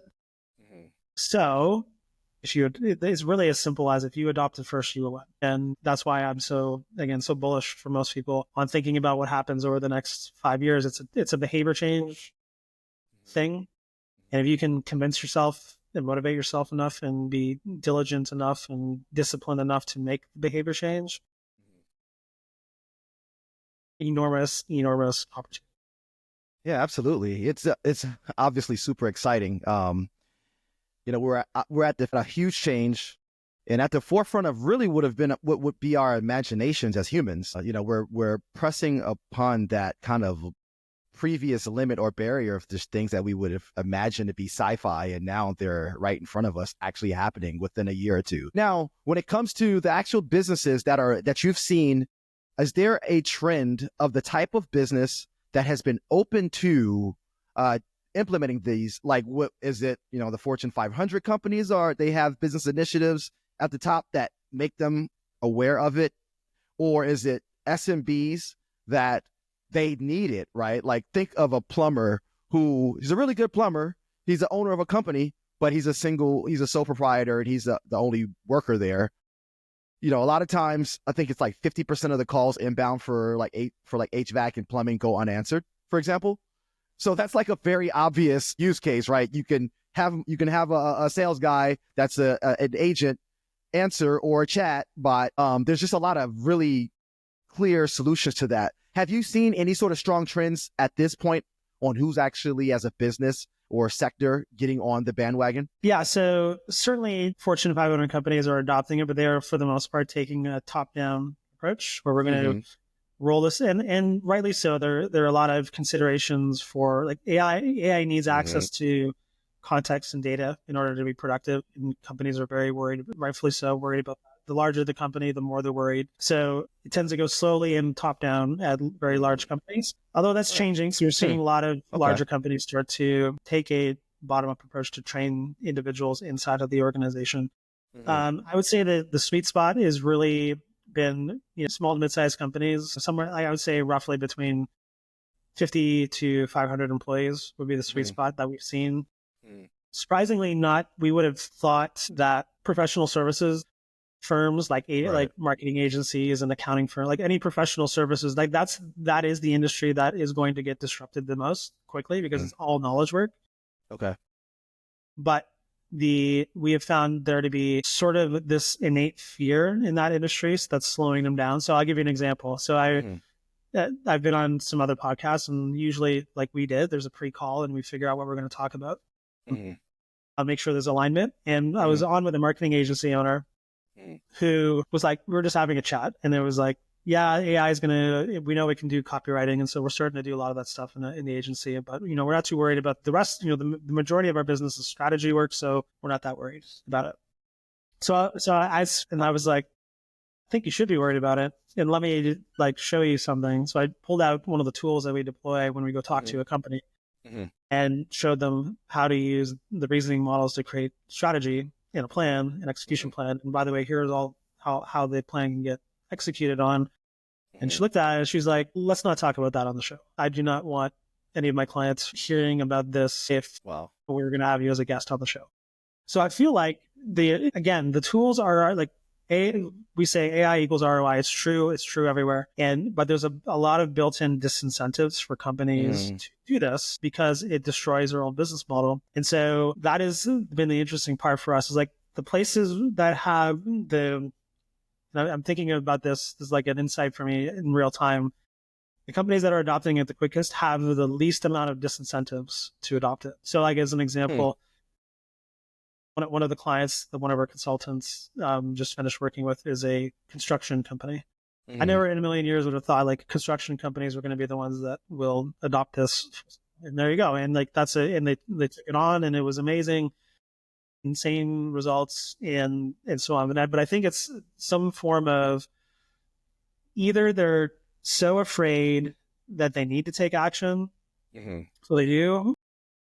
On the flip side, there's just very few impediments or disincentives for them to move forward with. And then the rest of the market will end up playing itself out. But typically it's, small to mid-sized companies, larger than 50, smaller than 500, that have been the quickest actors, I think, in the space. Yeah, and that was interesting. You mentioned construction. What type of things would a construction company or construction firm be implementing? I have some ideas, but I'd love to hear it from you. Yeah, things like standard operating procedures, both the creation and update to them. The project plans. Project planning is a huge thing in the construction industry. What else? I could look it up right now, but I don't have it handy enough. Things like that. So it's a lot of the same stuff, though, right? It's not like they're doing anything different than most companies will do. It's like they're deploying it in all the areas that every company will deploy it in, but they're just not worried about it because it does not impact their business model. Like the business model is not selling project management expertise. And maybe that's the way to think about it. It's like if your business is predicated on the selling of the service, the knowledge work, then you should be like, they're worried about it. But in that case, they're not selling, they're selling a finished thing that's done. And they just want to make that thing get built faster and easier. Okay. No, that makes sense. And then, so simple AI sounds like a end all be all solution. That's what it feels like right now. Because this is me in a static place, learning what the future looks like. But as that evolves, then there's going to be more needs. We know with technology, when technology solves one solution, it rears the ugly head of another problem, right? That's just typically what happens. And that's the thing that we can feel safe in, being that we'll have something to do as humans. Do you expect simple AI to evolve in the things that you're doing as more people deploy agents and people become competent? What's like the next steps? Well, I think the big thing that we're really focused on is just listening to the problems. Like you said, right? There's always another problem. You create a solution, which creates another problem. So we're intensely focused on listening to what are people struggling with and how can we provide a solution to that, which is real generic and like a cliche, but we do it and we listen, and we've got technology built that allows us to gather feedback and act on it quickly. So I think for us, we just know that we know the AI adoption is going to continue. We know that it's a behavior change exercise more than anything else. And that is where we're going to focus our attention, is helping organizations adopt the behavior change to unlock the productivity and the profitability gains on a company perspective, for consultants for being able to start their own AI consultancy, and for individuals how to use it to get a pay raise and promotion. So we are, it's like we're really early on in this as well. So like we'll have a better sense of who we are. And then I like do this again next December. I'll probably have a different answer for like who we are and what we do as things progress. But we're very early on in the whole ecosystem. And I think if we're to say one thing that we're trying to focus on the most is building an ecosystem so that we can, as a community of consultants and as a group of companies who are doing this and as people we're trying to help progress in their career, that it does work in an ecosystem strengthening way. It's one of the books that I found to be like really core to what we do is a book called The Seven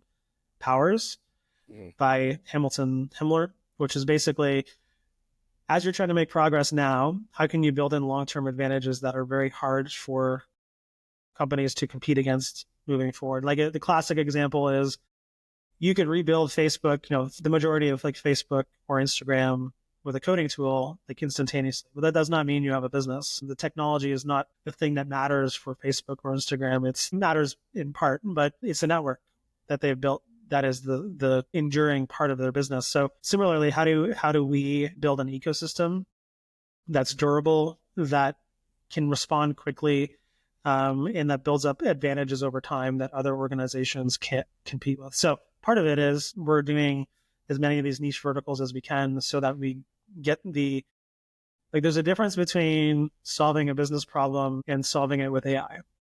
And it's different. There's a difference between knowing about AI and the business problem and doing it. And so we are getting good at understanding what people actually struggle with so that we know more about the details than other people do from a vertical sense, but on a overarching sense as well, if that makes sense.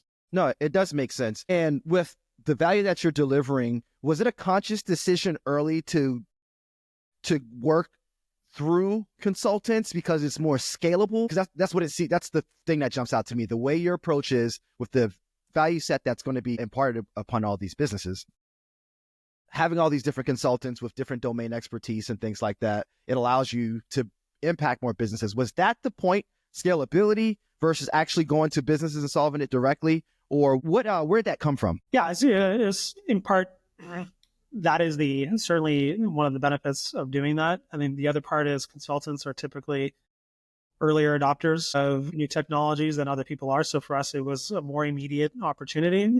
Okay. So we promise to consultants, we will skill you up and you will now be making more money tomorrow than you were today. And we're happy to report we're delivering on that. So it's like a but and that's allowed us to move more quickly, to start building a business around it, to then go serve the companies, to start to learn through them, because we could serve more companies through a community of 130 consultants than we could ever accomplish on our own, which allowed us to uncover there's another need for individuals to get skilled up in their role. So yeah, it was a conscious decision at first, both for immediate revenue, but also we knew that it would enable us to move faster in many different areas than other people could otherwise do, which means we have a long-term advantage that we can start to build. So right. The answer is yes, it's a conscious decision. Awesome. And so over time or the future, so since this is an entrepreneurial podcast, I know a lot of people are wondering, like, what is your ultimate goal? Or is it something that you all are considering, like one day having an exit? Or is this like, I think this can be a unicorn that's going to evolve from all the learnings that we get, having all this data from all these different sectors? It's almost like OpenAI, right? Like they get all this data, they have all of us talking to them. So they're going to have this perspective, which is going to be a massive leg up on the way markets are going to go, the way people are thinking, the way people are feeling. Are you looking at things from that perspective and looking more long-term? Because really, this could be a unicorn of all different types and can evolve in all these different ways. Or is this a business that you're looking for like an exit in 5 years or something of that nature? How do you feel about that? Or is it too hard to tell because AI is evolving so fast? Yeah, I think, certainly being that certain about what's going to happen in the next few years is something we're both thinking about the future, but also super focused on, like, what are we going to do tomorrow? Right. So I think, I'll tell you this in kind of an indirect way. So I have 2 children. One of them is in high school. The other one's about to start high school. And I am very, very concerned that they are not going to get the education that they need in order to be successful around using AI to accomplish whatever it is they want to accomplish. I'm viewing this as a project that at least until they're both off into the workforce, that I'm going to be working in so that I can help give them the biggest leg up as possible. So I've got about a 10-year time horizon on this, at least for me to be actively working in the space so that I can help my daughters launch into the world with the biggest possible advantage that they can. So that's like from a timeline perspective, where at least I feel like this is at least a 10-year project for us. Now, if somebody comes to us and there's a really good reason why we might sell the business, great. I do believe so one of the things we're doing is we're creating these vertical niches, and we're helping consultants in our community start to launch actual businesses in those spaces. So it's almost like, we're calling it the Simple Startup Studio. So we're incubating new companies out of this as well. So I think there's multiple, and there's going to be multiple, unicorns that come out of this AI space in every one of the big things looking to the future, and the predictions is that the proliferation of AI is going to mean there's more and more verticalization of solutions. So, which means there's going to be many, many different unicorns built in vertical niches. So we are going to try to do that for every niche that we can and help our consultants come along for that journey and to have an exit in those spaces. And if you think about it, like if there's going to be, let's say in one of the predictions, I think this came from Y Combinator, there's going to be at least 300 agents as a service unicorns over the next few years, which means there's going to be 300 niche tools built, which means that, it's not like winner take all. It's going to be, if there's a $1 billion company in a niche, there's probably $100 million company. There's probably many $100 million companies. There's probably many more tens of millions of dollars of companies. So there's huge opportunity just to be the one of the companies in every one of those verticals. So we view that as like a 10-year opportunity as well. So if I'm going to be hanging around for 10 years to help my kids launch into the world correctly, I might as well try to build as much as I can along the way. So that's kind of the perspective I have. So we want to be building as much as we possibly can, adding value. This is, for me, for my psychological makeup, is like a dream come true. Like, it's so much fun. So I have no idea where this goes, but I would love to build as many unicorns as we possibly can. And if we hit it on even just one of them, or even if we just create many very profitable businesses along the way, that would be fine too. So because it's ultimately the things that you need to do to build a long-term sustainable business are generally the things that you need to do to build a unicorn. There's some differences in like market share and how fast you move and how much marketing money you spend, but it all comes down to the same ideas, which is building sustainable advantage over time. So it doesn't change the way we operate day to day. If that makes any sense. That makes sense. And question for you, have you all fundraised at all whatsoever in your development? I know a lot of AI companies essentially fundamentally can be bootstrapped, right? That's one of the things that has changed massively. I've gone through the iteration of Series A and seed rounds and things, and either, fundraising and helping fundraise for different companies. So how does that tie into this? Because I see the opportunity of being able to deploy capital to the different companies that you're incubating. Is that a consideration, or are you saying to them, in general, bootstrap it, that's the way to go? And what's your view on that? Well, we had a few friends and family investors in our previous, like the entity we're running today is the same entity I've had for the last several years. Okay. So this AI company you can think of as incubated inside of that entity. We have not raised any money for the AI, pivot, so to speak. Maybe we do, maybe we don't. We're trying to lean towards self-funding because, again, it's the same things you got to do to be successful either way. Is you need to acquire customers, you need to acquire them profitably. So if we can do it without raising money, then great. Which is so far what we're doing. Don't know if we'll raise money in the future. I mean, ultimately, at the end of the day, from the perspective of the entrepreneur, as soon as you raise money, you lose a lot of control over what you're doing. Your agenda is now somebody else's agenda.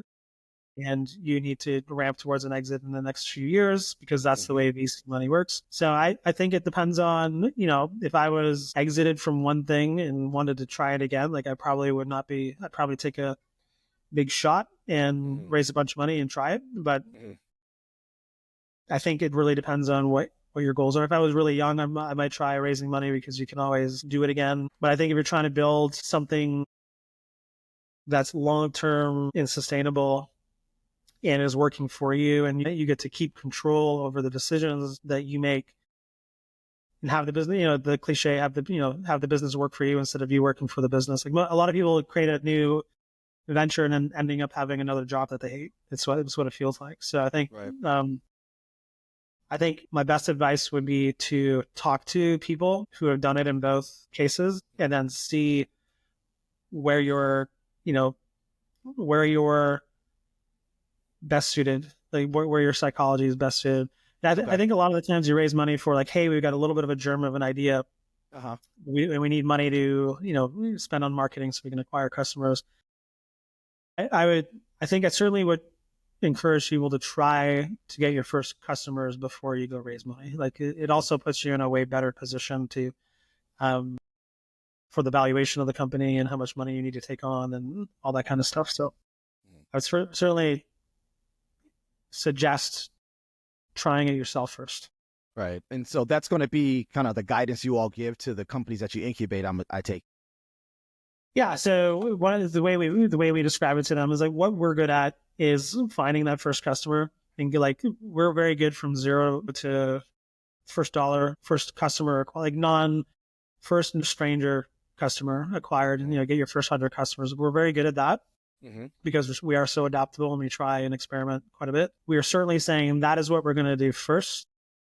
And then once we get to a level of traction that we're comfortable with, we'll decide, do we want to run it as a long-term sustainable business, or do we want to raise money for this? And we'll at least get to decide from a position of strength rather than weakness. So that's certainly the playbook, is get to a position of strength first, then decide if to raise money or. Got it. Perfect advice. And that makes sense. It's a really cool business you're building here. That's going to be a lot of impact.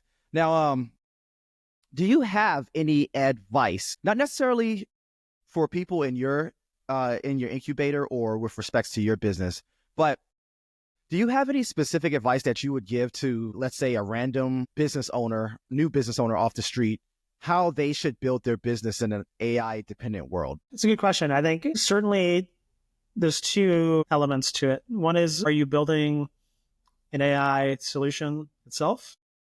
Or are you going to operate a business that's a non-AI business, but just need to embed AI into the operations? I think in both cases, you want to figure out operationally, whatever business you're trying to create, how does AI get baked into the entirety of the operation? It's number one. So every single person in the company, you should figure out how they're using AI and help them use it more productively.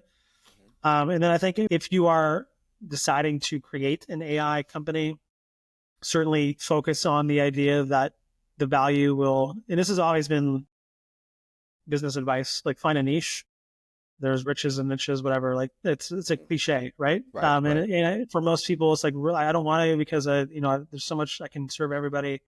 So there's this constant tension between that is really good advice, and the more niche you get, the more you understand the problems and the better off you are.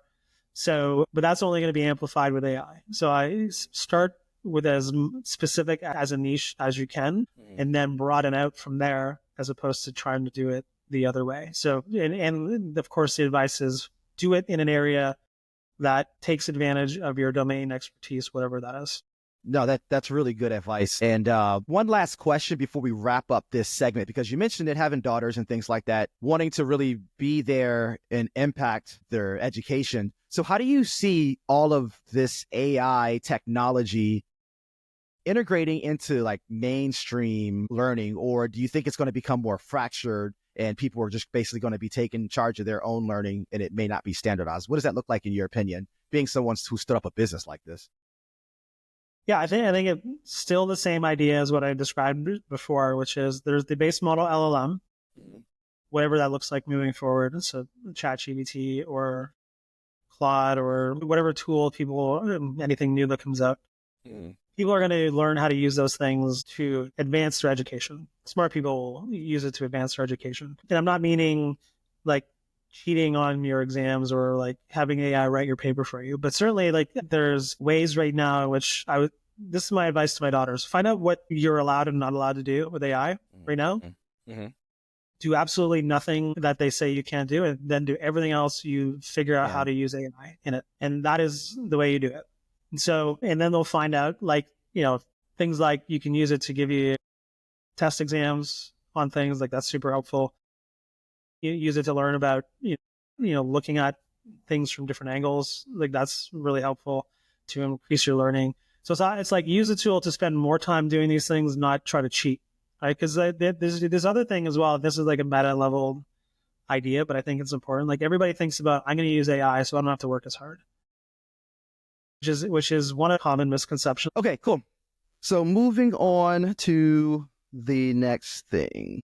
So we went over advice to other entrepreneurs on how you would approach building an AI business in a world that's depending on it. We also talked about your daughters and how education is going to change, basically. So this brings us to our last and final segment 4, the 5-minute flow state. So the entire point of segment 4 is for us to let our hair down a little bit, for us to just talk about things that are dear to you and things that are at the forefront of your mind. It could be about your hobbies. It could be about your interests and anything of that nature. But diving right into this next question, I like to talk about like business ideas, things that we see in the world that we need to happen, right? Solutions that are potentially business opportunities, but there's a pain point that needs to be addressed. So which brings me to this question. Looking around the world right now, what do you see as a big business opportunity that's different than what you're doing? Things that could be like, if someone was to create this service right now, I would be your first customer signing up. I'm looking for those really needed high pain point type opportunities that people may be overlooking. Yeah, that's a good question. I think, so one of the things that we know is going to be true in the future is you delegate as much as you can to AI, but there's still going to need to be a human in the loop, but that human does not necessarily need to be you. And I think what I would pay for immediately is virtual assistants who are already pre-trained on it and know how to just do the things that we would need them to do so that they're comfortable running work processes with AI. I would pay a premium.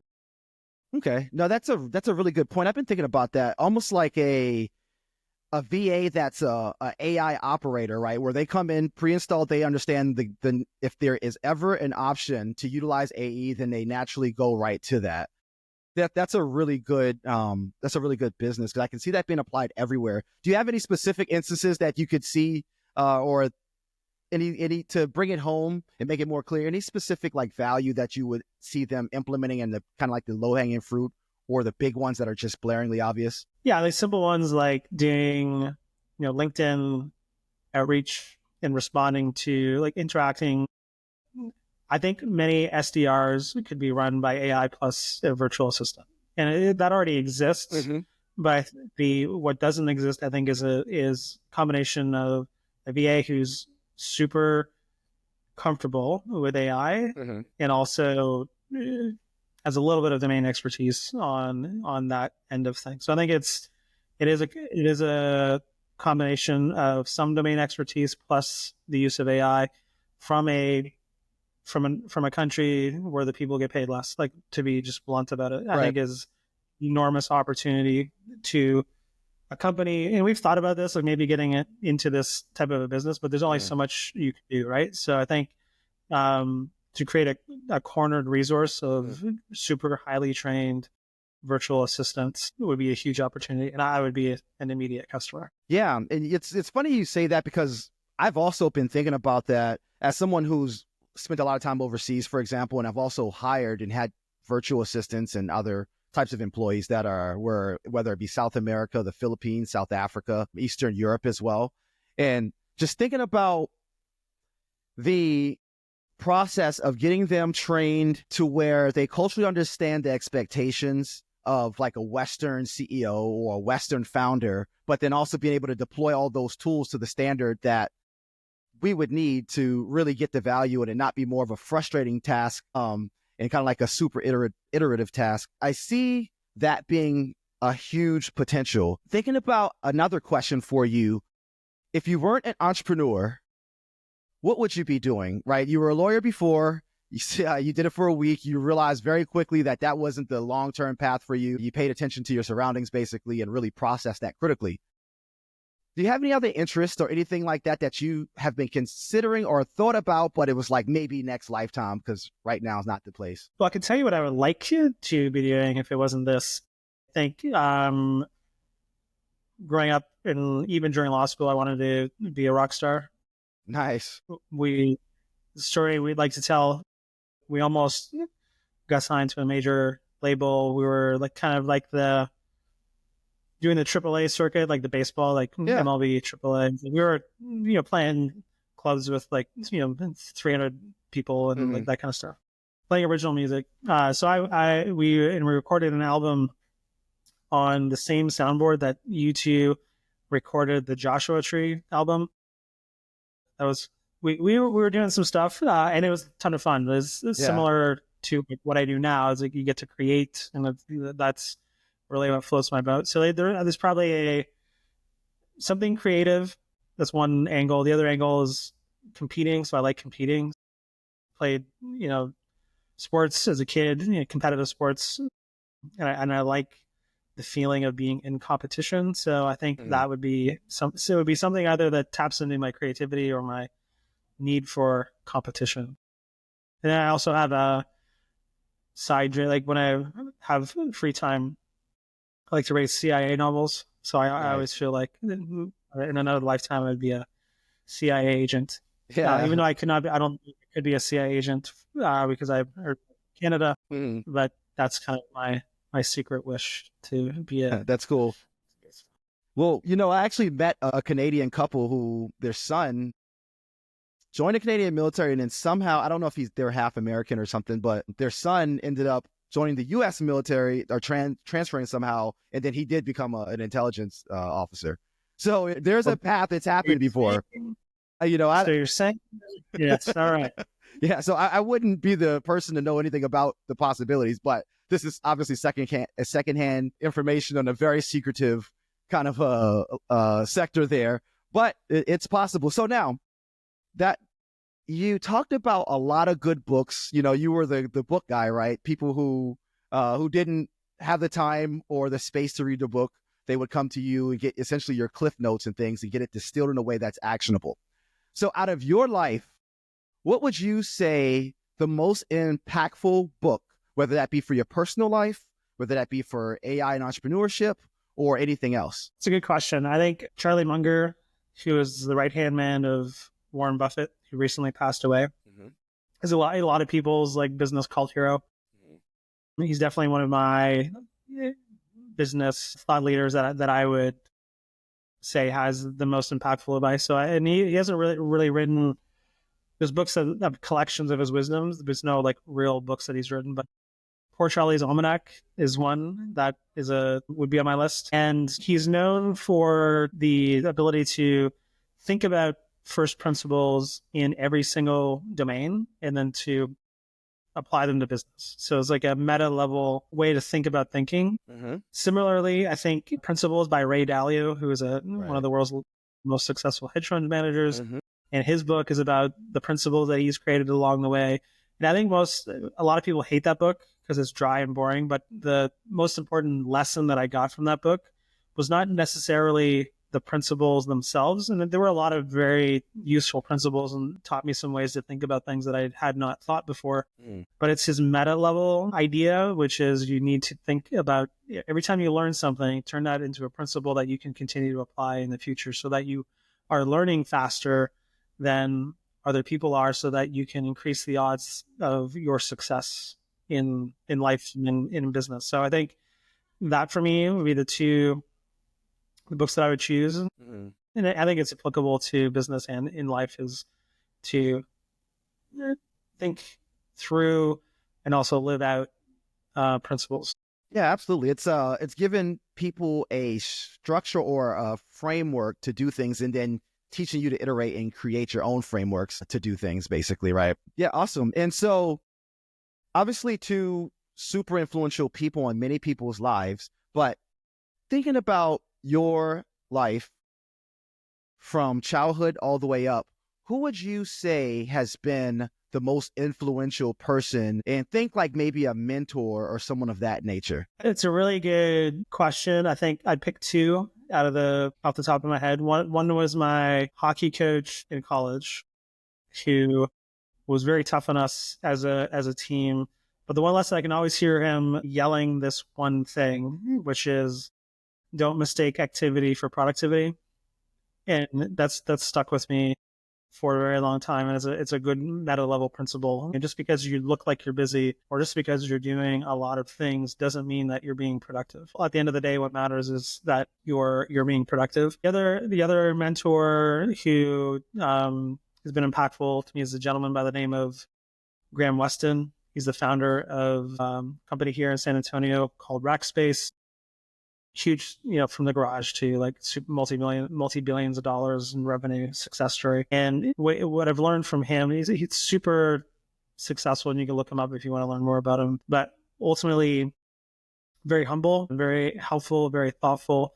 He's given me a lot of great advice over the course of. I met him through our book summary service called Read It For Me. He was a customer, and then turned into a relationship from there. And ultimately, the one thing that he would, I wouldn't say harp on, but it was really important to him, and at least in our interactions, was somebody in the business has to be obsessed with getting and serving customers, and that customer focus is so important. And it took me a while to like internalize that lesson, and it's really a lesson in you're in the business of serving other people and serving them well, and also serving the business by finding those customers. So it's I would say those two are probably the two people that come to mind.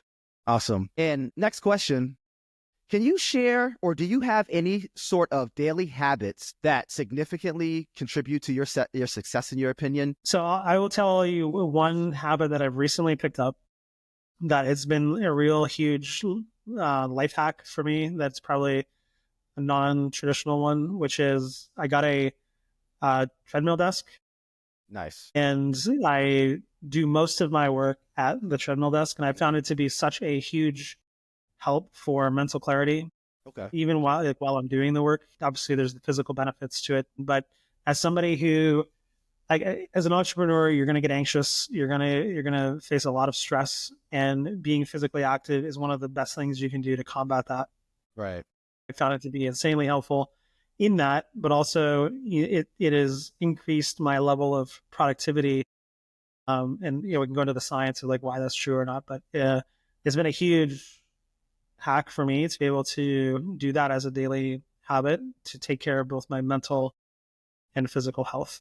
Yeah, and if you do have some insight on that from a scientific approach, would you be willing to share that? I think we would love to hear it as an audience. Yeah, I'll do a really bad job of explaining it, but essentially you learn better if you're active. I mean, obviously not so much activity that you can't focus on the task at hand, but so like low level walking. So you're going to be in a much more alert state to learn and to make progress. It also has the benefit of decreasing your levels of anxiety, like while you're doing it. And so from being able to function well in the moment, but also from a overall mental health perspective, it's been very helpful. But I knew that beforehand, and for me, the hack was the limiting mindset. It's a small one, but I can't be productive if I'm walking on the treadmill. Yeah, but I never tried it, so like how would I know? And then I tried it, and all of a sudden, like, yeah, you can walk and type at the same time, and actually, it makes it more easy to focus than make it harder to focus. And so I think, a meta level lesson is try things before you decide that you can't do them. And so I'd read that idea for years. Like the more, and I did variations of it. Like I would get up from my desk and do a 5-minute lap every hour as a way to break it up, and knowing that would be helpful. But you just keep pulling on the thread, and you can walk the entire time if you want to. And you get a $200 treadmill and very an IKEA stand-up desk, and now you have a walking treadmill or a treadmill desk. Yeah, nice. There are a whole bunch of lessons that are baked into that one for me, but it's probably been the easiest life hack suggestion I can give to folks is, at the very least, give it a try.